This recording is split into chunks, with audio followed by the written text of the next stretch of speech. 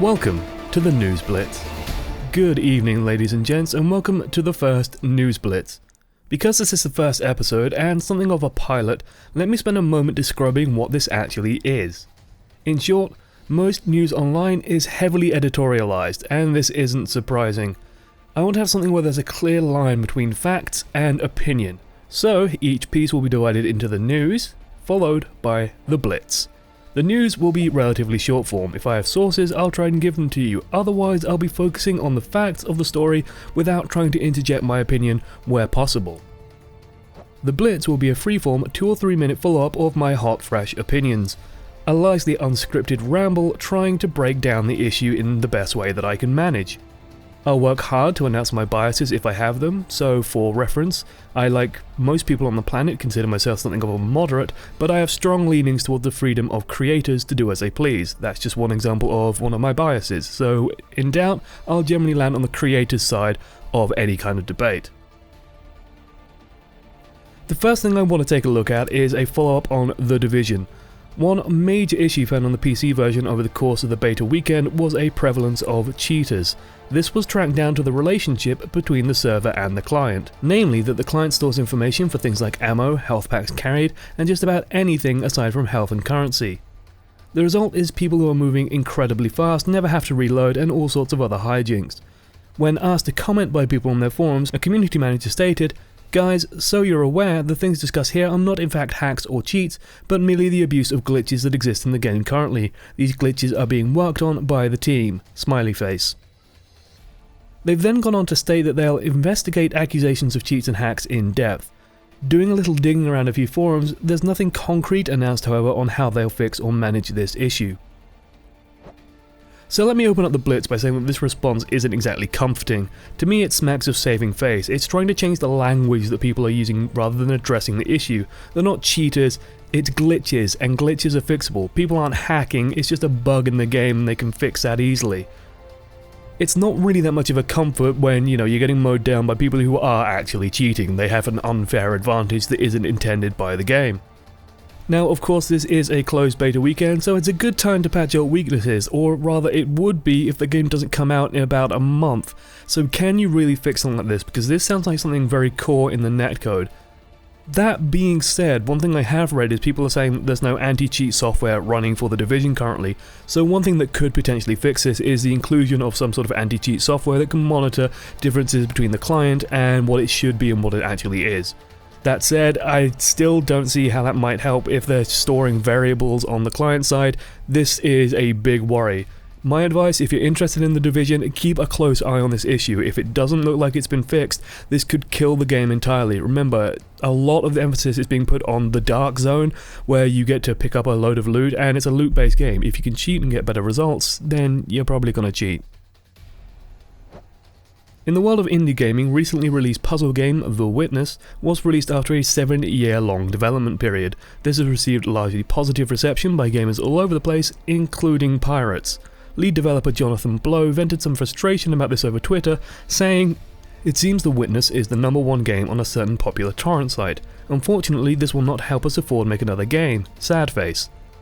He then followed up by stating that while he's happy that this means people are playing the game, it doesn't help his studio go on to make similar in the future. This issue really got thrust into the limelight with this series of tweets, in which Mr. Blow complains about people streaming a pirated version of the game, and that he'd rather talk about the game rather than piracy. So when blitzing this, let me first open up on why this story is even newsworthy. The debate about whether piracy can actually help or harm indie developers is a long one, beyond the scope of this blitz, and not something I'd like to argue without concrete data. The Witness is a competent game, but in my own opinion that doesn't quite justify the 7-year waiting time. Word on the street is that Thekla Incorporated, the company that Mr. Blow heads, built an engine specifically for the game to run on rather than use a proprietary one. The end result is this game took ages and tons of money to make, where it then gets a relatively high price tag, or at least some people seem to think. In the UK, it's currently 30 of my finest British pounds. Talos Principle is also 30 of my finest British pounds, and while that's a good chunk of money, I don't think it's unfair or outrageous to charge that much for a fairly large indie game. That said, it's enough that some people think it is, so they pirate things. Streamers and piracy is where this really gets interesting to me, and this is why I even included this. Streamers are often dubbed as influencers in the industry. Basically, they have influence over communities, they can drive people to buy things, they help influence decision making. Whether it's positive or negative depends on the influencer. And as a result, companies are pretty savvy, especially indie companies are very savvy at understanding, the importance of YouTube, Twitch, and so on in marketing their game. As a result, influencers generally have channels to get to keys and get access to these games for free or cheaper or whatever. They'll often just simply send an email to the company asking their community managers, hey, can you send me a key? I'd like to play this game, this is my audience, and I'd love to show it off. And quite often, the company will say, yeah, sure, here, take a key. Sometimes this gets complicated, they'll include promotional deals, they'll give you lists of talking points, stuff like that. That's a whole other field of things entirely, and less likely to happen with indie games. Of course, the inverse is also true. It has been known in the past of YouTube channels and streamers asking companies for payments or gratuities for showing off their game.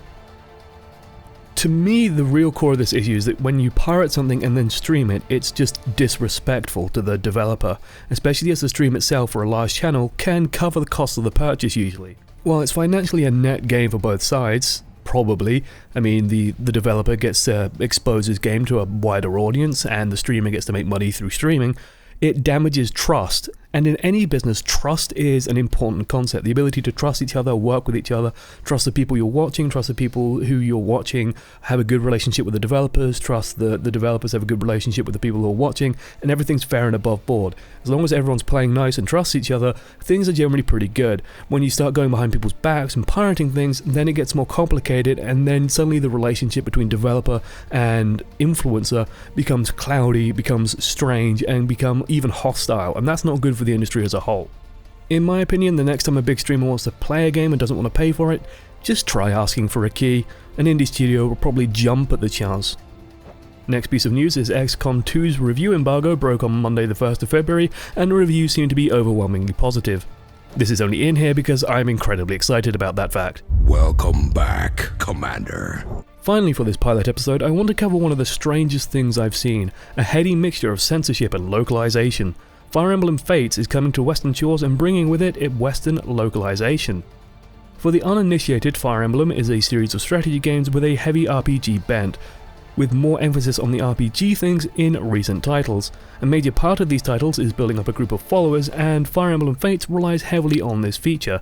A part of this is building up their affection, and to do that you could, well, pet them.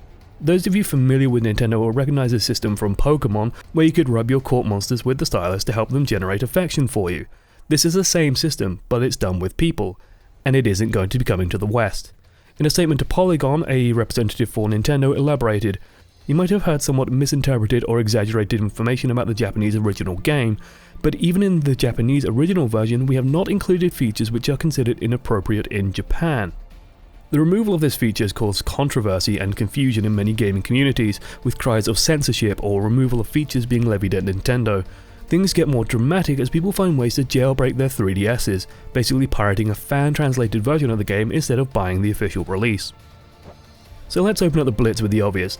This is a strange feature, right? You don't normally rob soldiers. That's not a normal thing that happens in a normal army as far as I'm aware. So first of all, we're just going to address that fact that this is a strange feature. There's no getting around that. It would cause a buzz. It did cause a buzz when people found out about it, and it's unusual. Next thing we have to consider, right, is that Nintendo is very reliant on a family-friendly image in the West, and Nintendo are the company doing the localization.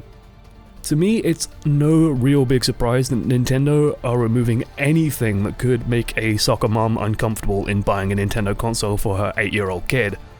Basically, Nintendo lives and dies by this reputation it has of being family friendly, of being the console you buy for your kids and it's safe and they can have fun with it. So that pretty much outlines their entire history recently with localization, removing sexualized things, changing outfits that are a bit skimpy, changing images displayed that are a bit flaunty, and removing this feature as well, which could be considered a little bit awkward.